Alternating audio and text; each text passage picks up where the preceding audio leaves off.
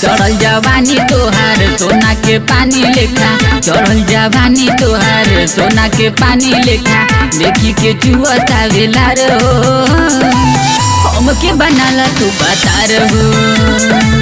जानी जे भाई हमर होई कुटाई तोहर, जानी जे भाई हमर होई कुटाई तोहर, करम न तोहरा से प्यार हो भाई हमारे रंगदार हो।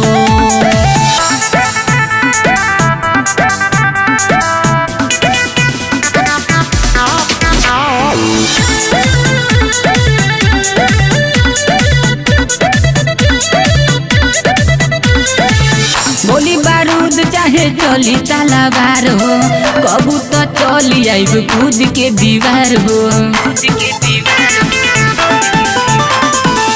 लगे कि जिंदगी के डर नहीं खे तोरा, यही से भरल चाहता रखोरा।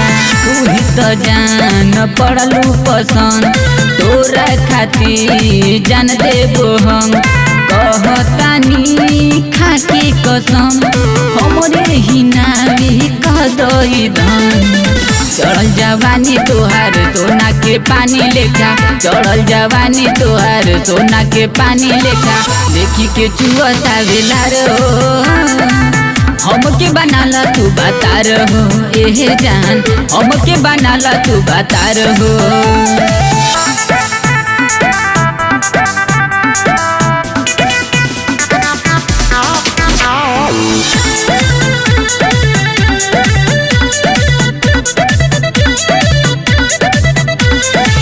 बाबू भाई के तोरा ले हब मनाई, सिमरा से देव तोर मंगिया सजाई। संजीत हाथी के धैला तू संग हो, यही से बाबू तोहर बिगड़ल बा मन हो।